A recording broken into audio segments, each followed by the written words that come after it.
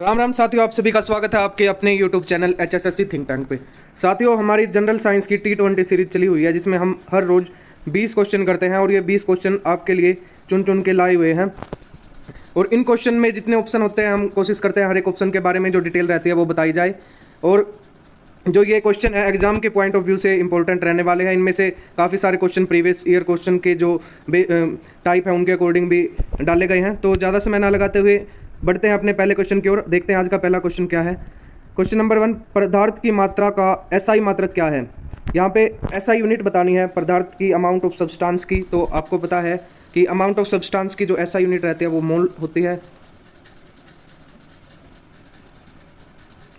आगे बढ़ते हैं अगले क्वेश्चन की तरफ। क्वेश्चन नंबर 2, किसी वस्तु के वेग में परिवर्तन की दर को क्या कहा जाता है। वेग यानी वेलोसिटी, चेंज इन वेलोसिटी क्या होता है। चेंज इन वेलोसिटी क्या होता है हमारा, एक्सेलरेशन होता है। और हिंदी में इसे त्वरण भी कहा जाता है। तो इस क्वेश्चन का आंसर हो जाएगा त्वरण। विस्थापन क्या होता है। विस्थापन को डिस्प्लेसमेंट बोलते हैं। जो शॉर्टेस्ट डिस्टेंस होती है दो पॉइंट के बीच को, उसको विस्थापन या डिस्प्लेसमेंट कहा जाता है। बाकी तीव्रता और तापमान का तो आपको पता ही है। बढ़ते अगले क्वेश्चन की तरफ। क्वेश्चन नंबर 3, एक निश्चित दिशा में दो बिंदुओं के बीच की न्यूनतम दूरी को क्या कहा जाता है। ये अभी डिस्कस किया था, डिस्प्लेसमेंट होता है यानी विस्थापन होता है। जो शॉर्टेस्ट डिस्टेंस रहती है, मान लो ये है पॉइंट ए और ये है पॉइंट बी। अब हमें ए पॉइंट से बी पॉइंट की तरफ जाना है। एक तो हम डायरेक्ट चले गए तो ये तो हो जाएगी इसकी डिस्प्लेसमेंट यानी कि विस्थापन। अब मैं बोलूँ कि मैं पहले यहाँ ए से गया इस पॉइंट पे और फिर गया इस पॉइंट पे, तो लास्ट में मैं फाइनल जो मेरा डेस्टिनेशन है वो तो पॉइंट बी ही है दोनों केस में। लेकिन क्या है यहाँ पर जो डिस्प्लेसमेंट है वो जो सबसे कम दूरी है दोनों के बीच में, यानी जो कम इन दोनों बिंदुओं के बीच की जो न्यूनतम दूरी रहने वाली है वो डिस्प्लेसमेंट कहलाती है। जबकि जो टोटल डिस्टेंस कवर्ड करती है एक बॉडी अपने इनिशियल पॉइंट से फाइनल पॉइंट पर पहुंचने के लिए, उसे डिस्टेंस कहा जाता है यानी दूरी कहा जाता है। बढ़ते हैं अब अगले क्वेश्चन की तरफ। दूध का अपेक्षित घनत्व किस यंत्र से मापा जाता है। दूध का घनत्व मापने के लिए लैक्टोमीटर का यूज किया जाता है। जबकि जो बैरोमीटर होता है ये दाब मापने के काम आता है। और हाइग्रोमीटर जो रहता है वो रिलेटिव ह्यूमिडिटी को मापने में काम आता है। बढ़ते हैं अगले क्वेश्चन की तरफ। क्वेश्चन नंबर 5, ऊंचाई मापने में किस यंत्र का प्रयोग किया जाता है। ऊंचाई को मापने के लिए अल्टीमीटर का प्रयोग किया जाता है। अल्टीमीटर, इस क्वेश्चन को याद करने का एक आसान सा तरीका है। जो ऊंचाई को क्या बोला जाता है, ऊंचाई को बोला जाता है, एक सेकेंड,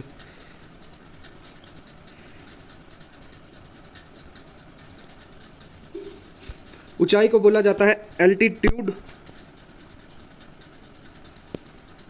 और एल्टीट्यूड से आप देखो, एल्टीट्यूड और अल्टीमीटर ये जो स्टार्टिंग के जो इसके कुछ वर्ड्स है वो मैच होते हैं। तो एल्टीट्यूड और अल्टीमीटर से आप डिनोट कर लेना। वही लैक्टोमीटर, बैरोमीटर, एनोमीटर हम पहले वाली वीडियो में भी पढ़ चुके हैं।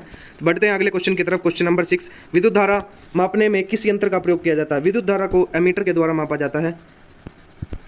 बढ़ते हैं अगले क्वेश्चन की तरफ। समुद्र की गहराई मापने में किस यंत्र का प्रयोग किया जाता है। समुद्र की गहराई को फैथोमीटर से मापा जाता है। और एक फैदम भी होती है जो डिस्टेंस की यूनिट है, किसी दूरी को मापने में भी फैदम का यूज़ किया जाता है यूनिट का।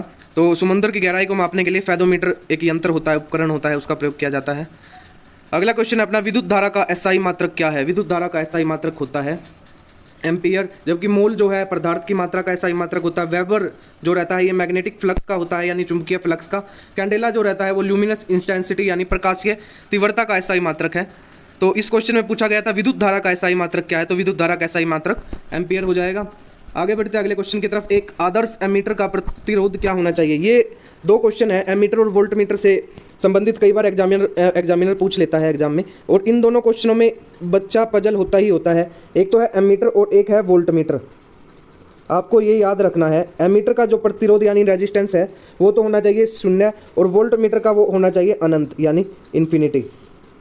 तो आपको ये याद रखना है। अगला क्वेश्चन भी हमने वोल्टमीटर से रिलेटेड ही डाला है। एक आदर्श वोल्टमीटर का प्रतिरोध कितना होना चाहिए। आदर्श वोल्टमीटर का प्रतिरोध होना चाहिए अनंत। और 0 किसका होना चाहिए, 0 होना चाहिए एमीटर का, जो विद्युत धारा को मापने के काम आता है। और जबकि जो वोल्टमीटर होता है ये विभव को मापने के काम आता है, यानी वोल्टेज कितनी है किसी वायर में वो मापने के काम आता है। किसी इलेक्ट्रिक सर्किट में कितने वोल्ट का करंट फ्लो कर रहा है वो मापने के लिए वोल्टमीटर का यूज़ किया जाता है। और इसका जो प्रतिरोध यानी रेजिस्टेंस होना चाहिए वो अनंत होना चाहिए, ये आपको ध्यान रखना है।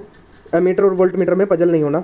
अब आगे बढ़ते हैं। अगला क्वेश्चन है, वे वस्तुएं जिनको चुंबकीय क्षेत्र में रखने पर बाहरी चुंबकीय क्षेत्र के विपरीत बोला गया है। यहाँ पे दिशा में चुंबकता उत्पन्न होता है, तो उन्हें उन पदार्थ को क्या कहा जाता है। देखो ये 3 टाइप की प्रॉपर्टी होती हैं किसी भी मटेरियल की, मतलब इन कॉन्टेक्स्ट ऑफ मैग्नेटिज्म यानी चुंबकीय चुंबकत्व के संदर्भ में अगर बात करें तो 3 प्रकार की प्रॉपर्टियां होती हैं किसी मटेरियल की। एक तो होता है अचुंबकीय। अचुंबकीय क्या है? ये जिसमें मैग्नेटिज्म यानी चुंबकत्व के गुण ना पाए जाए उस पदार्थ को अचुंबकीय पदार्थ कहा जाता है। जैसे कांच हो गया, प्लास्टिक हो गया, लकड़ी हो गया, अच्छा रबड़ हो गया, कपड़ा हो गया। इनमें क्या है? चुंबकत्व नहीं होता, यानी ये अपने या तो ये पदार्थ जो है ना तो किसी चुंबकीय पदार्थ की ओर खुद अट्रैक्ट होते हैं और ना ही किसी चुंबकीय पदार्थ को अपनी ओर अट्रैक्ट करते हैं, यानी इनमें जो मैग्नेटिज्म प्रॉपर्टी होती है वो लगभग जीरो ही होती है। तो इन पदार्थों को अचुंबकीय पदार्थ कहा जाता है। जबकि अनुचुंबकीय पदार्थ वे होते हैं, मान लो जब इनके ऊपर किसी बाहरी मैग्नेटिक ऑब्जेक्ट का या चुंबकीय पदार्थ का प्रभाव इनके ऊपर आता है तो ये उसी दिशा में ही अपना चुंबकीय क्षेत्र को फैलाते हैं, या चुंबकीय क्षेत्र जो इनका प्रोड्यूस होगा ना वो सेम डायरेक्शन में होगा जिस दिशा में किसी बाहरी चुंबकीय पदार्थ का जो चुंबकीय क्षेत्र जो है होने वाला है वो ही मतलब सेम डायरेक्शन ही, सेम दिशा ही ये फॉलो करेंगे। यानी अनुचुंबकीय से आप याद करो अनुसरण, ये मतलब सेम दिशा को ही अनुसरण करेंगे, सेम दिशा में ही गमन करेंगे, वही सेम दिशा में अपना चुंबकीय प्रभाव आगे बढ़ाएंगे। जबकि जो प्रति चुंबकीय पदार्थ होते हैं इनमें क्या होता है, मान लो किसी बाहरी चुंबकीय क्षेत्र से इनके ऊपर जो चुंबकीय प्रभाव पड़ेगा ये उस चुंबकीय प्रभाव के विपरीत दिशा में अपना चुंबकत्व उत्पन्न करेंगे। यानी प्रति है ना, ये तो होगा विपरीत दिशा में, प्रति यानी विपरीत, और अनु यानी के सेम दिशा, यानी ये अनुसरण करेंगे उसी डायरेक्शन का, उसी दिशा का। और अचुंबकीय का आपको पता ही है, इसमें कोई मैग्नेटिज्म प्रॉपर्टी नहीं होती, चुंबकत्व गुण नहीं इन पदार्थों में होता। तो इस क्वेश्चन का आंसर हो जाएगा प्रति चुंबकीय। बढ़ते हैं अगले क्वेश्चन की तरफ। क्वेश्चन नंबर 12, कूलर से प्राप्त ठंडक किसका उदाहरण है? किस फिनोमिना का उदाहरण है कूलर से जो ठंड मिलती है हमें? तो इसका आंसर हो जाएगा वाष्पीकरण। वाष्पीकरण देखो क्या होता है, वाष्पीकरण में क्या होता है, मान लो कोई ऑब्जेक्ट है या हमारी बॉडी से ही आप लगा के चलो, हमारी बॉडी के में जो हीट है ना उस हीट को ऑब्जर्व करेगी जो भी मान लो वाटर है या कोई भी और लिक्विड है, तो उस हीट के कांटेक्ट में आने के बाद हमारी बॉडी से हीट को लेगी और क्या होगा, जो लिक्विड स्टेट है उस लिक्विड स्टेट से ये वाष्प में चले जाएंगे, यानी कि वेपर्स में कन्वर्ट हो जाएंगे, और इस जो प्रक्रिया है उसको वाष्पीकरण कहा जाएगा। मान लो अब हमारी बॉडी हीटेड है और इस पर जो क्या है कूलर से क्या होगा, मॉइस्चर आएगा, यानी कूलर में पानी भरा हुआ है तो हवा के साथ मॉइस्चर भी आएगा और वो मॉइस्चर अपनी बॉडी के ऊपर आएगा, तो हमारी बॉडी से क्या करेगा, हीट लेगा और वो वेपर्स में कन्वर्ट हो जाएगा। तो कूलर से जो ठंडक हमें मिलेगी वो वाष्पीकरण का उदाहरण है, यानी इवेपोरेशन का एग्जाम्पल है। समुद्र में ज्वार भाटे का कारण क्या है? ये आप सभी को पता होगा, बहुत ही कॉमन क्वेश्चन है। चंद्रमा व सूर्य दोनों के बीच का आकर्षण जो रहता है वो समुद्र में ज्वार भाटे का एक रीजन होता है। जब दूध से अगला क्वेश्चन है अपना, जब दूध से मलाई अलग की जाती है तो दूध का घनत्व होता है जो, उसके ऊपर क्या इफेक्ट रहने वाला है? घनत्व बढ़ेगा, घनत्व कम होगा, या घनत्व में कोई परिवर्तन नहीं आएगा? और लास्ट ऑप्शन जो दिया है इनमें से कोई भी नहीं। अगर दूध से मलाई को अलग कर दिया जाए तो याद रखना दूध का घनत्व जो है बढ़ जाएगा, जो दूध की डेंसिटी है वो बढ़ जाएगी। अगला क्वेश्चन है, कौन सा नियम कहता है कि जब किसी तरल पदार्थ पर दबाव डाला जाता है तो दबाव परिवर्तन बिना किसी हानि के तरल पदार्थ के प्रत्येक भाग में संचारित हो जाता है? तो ये क्वेश्चन है, इस क्वेश्चन के बारे में थोड़ी डिटेल से हम डिस्कस करेंगे। थोड़ा खाली इस पे आ जाते हैं। मान लो ये कोई कंटेनर है, अच्छे से ड्रॉ करके बताएंगे भाई इस क्वेश्चन को।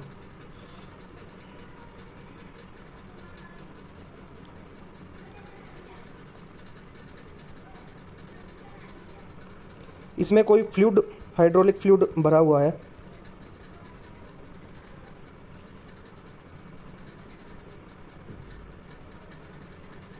जब जो ये इसमें हाइड्रोलिक फ्लूइड भरा हुआ है ना, मान लो ऊपर से हम इसके ऊपर प्रेशर लगाते हैं यहाँ से, और प्रेशर जो है नीचे की तरफ लगाया गया है, तो प्रेशर लगाने से क्या होगा, जो फ्लूइड है ना वो कंप्रेस होएगा, यानी कि और सिकुड़ेगा। तो जो ये यहाँ से प्रेशर लगा रहे हैं तो इसकी कुछ शेप यहाँ पहुँच जाएगी, यानी ये इसकी जो इनिशियल स्टेज थी वो यहाँ थी, लेकिन अब प्रेशर लगाने से यहाँ पर पहुँच गया, ये जो प्रेशर लगाया हमने इसके कारण। तो क्या होगा, ये प्रेशराइज हो जाएगा, पूरा का पूरा एरिया क्या होगा, प्रेशराइज हो जाएगा इस फ्लूइड में, या लिक्विड कह लो आप। फ्लूइड में इसमें जितना भी मतलब इसके पार्टिकल है, हर एक पार्टिकल पर एग्जैक्ट सेम अमाउंट का प्रेशर डेवलप होगा। मान लो ये नहीं होगा कि यहाँ पे जहाँ से प्रेशर ज़्यादा लग रहा है तो उस एरिया का प्रेशर ज़्यादा होगा, बीच में कम हो जाएगा, लास्ट में बिल्कुल कम हो जाएगा, ऐसा बिल्कुल भी नहीं होता। पास्कल ने ये नियम दिया था, इस क्वेश्चन का आंसर रहेगा पास्कल का नियम। इसमें क्या होगा, जब कोई फ्लूइड पर हम हाइड्रोलिक फ्लूइड पर प्रेशर लगाते हैं तो उस फ्लूइड के प्रत्येक पार्टिकल पर वो प्रेशर इक्वल अमाउंट में डिस्ट्रीब्यूट होगा। और इस ही नियम का प्रयोग करके जो गाड़ियों में हाइड्रोलिक ब्रेक लगते हैं ना, वो इसी नियम पर काम करते हैं। जब जैसे ही ऊपर से प्रेशर लगेगा तो ये सारा का सारा फ्लूइड कंप्रेस्ड हो जाएगा। कंप्रेस्ड होने के कारण जो इसमें प्लेट लगी हुई है, मान लो ये व्हील है, व्हील में जो प्लेट लगी हुई है ये इसको मतलब इसके बाहर की तरफ इसको एक्सपेंड करेगा, और जो व्हील का जो इनर प्लेट होती है उसके कॉन्टैक्ट में आने के कारण, फ्रिक्शन फोर्स के कारण ये व्हील है जो अपना धीरे धीरे करके रुक जाएगा। जो गाड़ियों में हाइड्रोलिक ब्रेक रहते हैं ना, ब्रेक सिस्टम रहता है, वो सारा पास्कल के नियम के अनुसार ही काम करता है। तो इस क्वेश्चन में यही पूछा गया था कि कौन सा नियम कहता है कि जब किसी तरल पदार्थ पर दबाव डाला जाता है तो दबाव परिवर्तन बिना किसी हानि के तरल पदार्थ के प्रत्येक भाग में संचारित हो जाता है। तो इस क्वेश्चन का आंसर हो जाएगा डी, पास्कल का नियम, पास्कल लॉ इसे बोलते हैं। अगला क्वेश्चन है, निम्नलिखित में से कौन परमाणु ऊर्जा का स्रोत है?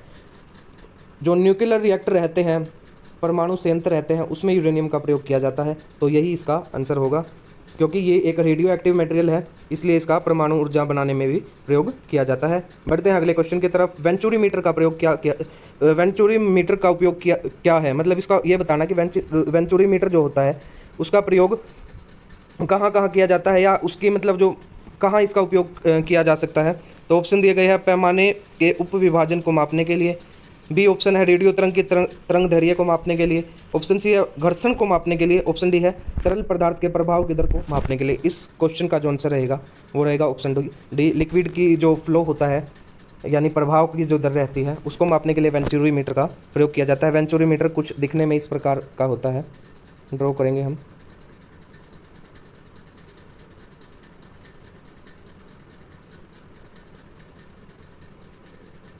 इस प्रकार का एक यंत्र रहता है, यहाँ पर एक गेज लगा होता है, यहाँ पर एक गेज लगा होता है, और इसमें कोई ना कोई लिक्विड फ्लो कर रहा होता है। इस प्रकार का यंत्र होता है, इसे वेंचुरी मीटर प्रयोग बोला जाता है। इसमें जो लिक्विड फ्लो कर रहा है उसको मापने के लिए वेंचुरी मीटर का प्रयोग किया जाता है। बढ़ते हैं अगले क्वेश्चन की तरफ।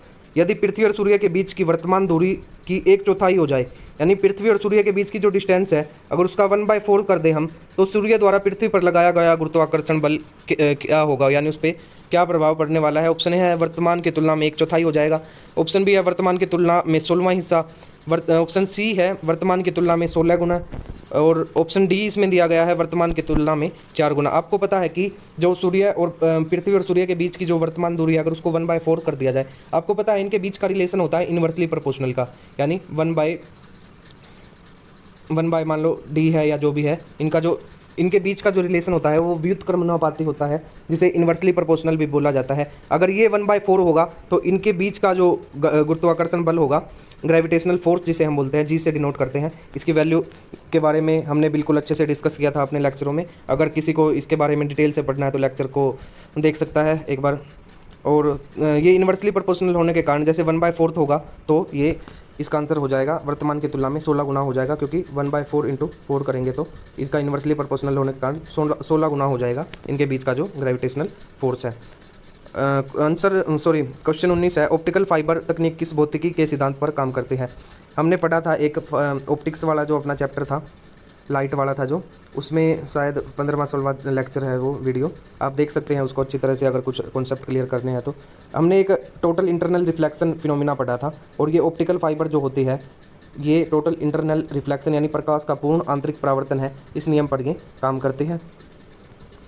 अब बढ़ते हैं आज के आखिरी क्वेश्चन की तरफ। क्वेश्चन है, विद्युत जनरेटर निम्नलिखित में से किस वैज्ञानिक सिद्धांत पर आधारित होता है? ऑप्शन है फैराडे का विद्युत चुंबकीय प्रेरण का नियम, ऑप्शन बी है अतिचालकता, ऑप्शन सी है उष्मागतिकी के नियम, ऑप्शन डी है न्यूटन का गति का नियम। अगर एलिमिनेशन मेथड भी आप लगाओगे, अगर इसका नहीं पता आपको आंसर, तो आपको पता है कि न्यूटन का गति का नियम तो इससे बिल्कुल भी रिलेटेड नहीं है। अतिचालकता यानी सुपर कंडक्टिविटी, वो भी जनरेटर से उसका कोई लेना देना नहीं है। उष्मागतिकी के नियम, थर्मोडायनेमिक्स के रूल में भी हमने विद्युत जनरेटर का कोई भी जिक्र नहीं किया। अगर एलिमिनेशन मेथड भी अगर यूज़ करेंगे तो भी हम इसके आंसर को फाइंड आउट कर लेंगे। इसका आंसर होगा फैराडे का विद्युत चुंबकीय प्रेरण का नियम। तो आज की वीडियो में इतना ही। आशा करते हैं आपको वीडियो जो है अच्छी लग रही होगी, आप कुछ ना कुछ सीख रहे होंगे। अगर वीडियो को आप पसंद करते हैं, अगर चाहते हैं कि हम इसी तरह आपके सामने इससे भी और अच्छा कंटेंट लेके आएँ, तो वीडियो को सपोर्ट करना बहुत ज़रूरी है। आपका सपोर्ट ही हमारे मोटिवेशन का मेन और जो आखिरी कारण है वही है। अगर आप सपोर्ट करोगे तो हम मोटिवेट होंगे और अच्छे से अच्छा कंटेंट लाने की कोशिश करेंगे। चलो मिलते हैं अगले वीडियो में, जल्दी ही मिलते हैं। तो thanks for watching this video. Like करो, शेयर करो और सब्सक्राइब करना मत भूलो। आपका सब्सक्राइब करोगे तभी हमें मोटिवेशन मिलेगा और हम अच्छी से अच्छी वीडियो लाने का प्रयास करेंगे। चलो मिलते हैं, धन्यवाद।